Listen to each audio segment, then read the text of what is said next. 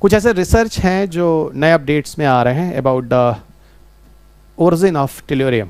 Tellurium जो है कुछ स्टडी हुई है कि एक ऐसा एटम है, एलिमेंट है, जो कि न्यूट्रॉन स्टार्स के मर्जर के बाद उत्पन्न होता है।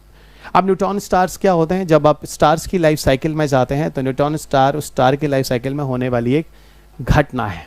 ठीक है, न्यूट्रॉन स्टार जब मर्जिंग होती है, ठीक है, उस ड्यूरेशन ऑफ टाइम में ऐसा बोला गया कि जो फिजिसिस्ट है उन्होंने, भौतिकविद ने, उन्होंने ढूंढा है कि भाई ठीक है, टेल्यूरियम करके जो एलिमेंट है वो प्रोड्यूस होता है ड्यूरिंग द न्यूट्रॉन स्टार के मर्जर से।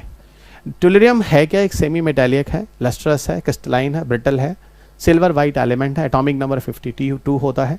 इनमें मेटालिक और नॉन मेटालिक दोनों तरह की प्रॉपर्टी पाई जाती है। इसको बहुत तरीके से हम इसको यूज़ भी कर सकते हैं, और कहाँ कहाँ यूज़ कर सकते हैं मैं आपको बताता हूँ। और सेमी कंडक्टर की तरह भी इनका उपयोग हो सकता है, और इनमें कुछ फोटो सेंसिटिविटी वगैरह के गुण भी पाए जाते हैं।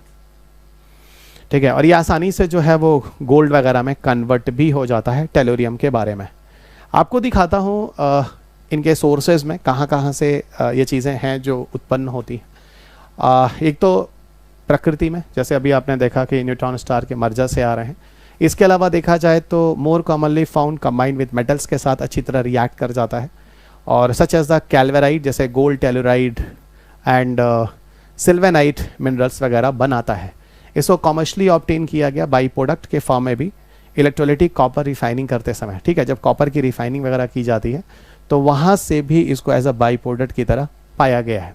तो बहुत सारे सोर्सेज हैं जो ये बताते हैं कि ठीक है, इनको कहाँ से लिया जाता है, कहाँ से प्राप्त किया जाता है।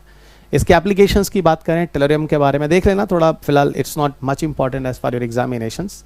तो LY की तरह यूज़ करते हैं, ठीक है, कॉपर और स्टेनलेस स्टील बनाने के लिए। इसके अलावा सल्फ्यूरिक एसिड के कॉरोजन वगैरह में जो बैटरीज वगैरह होती है उसको कम करने के लिए इसको मिलाया जाता है, जैसे बैटरी की लाइफ वगैरह ज़्यादा होती है।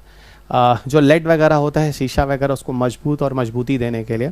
सिरेमिक्स वगैरह जो होते हैं, ठीक है, उनको कलरिंग एजेंट के फॉर्म में भी इसको यूज़ किया जाता है। ऐसा कहते हैं इसको कैडमियम के साथ और मरकरी के साथ मिलाया भी जाता है, जैसे फोटो सेंसिटिव सेमी कंडक्टर्स बनते हैं। पेट्रोलियम प्रोडक्ट्स वगैरह में क्रैकिंग कैटलिस्ट की तरह मिलाए जाते हैं, जैसे पेट्रोलियम क्वालिटी जो होती है उसको ऑक्टेन नंबर वगैरह कहते हैं, वो काफ़ी हद तक इम्प्रूव होती है। न्यूट्रॉन स्टार के बारे में छोटा सा लिख दिया है, neutron star is exceedingly dense and compact celestial body when the core of the massive star collapse under its own gravity during the supernova explosions। और supernova explosion एक्चुअल में क्या होता है, डेथ फेज ऑफ स्टार होता है। यानी कहने का मतलब है जब कोई स्टार मर रहा होता है, तो स्टार जब मर रहा होता है तो लास्ट में वो जिस जगह पे पहुंचता है उस कंडीशन को हम न्यूट्रॉन स्टार कहते हैं।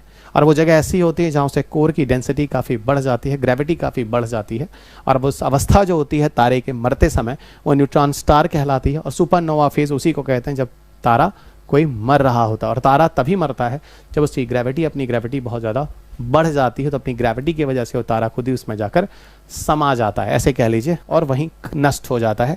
वो कंडीशन न्यूट्रॉन स्टार्स या सुपरनोवा एक्सप्लोजन्स के नाम से जानते हैं।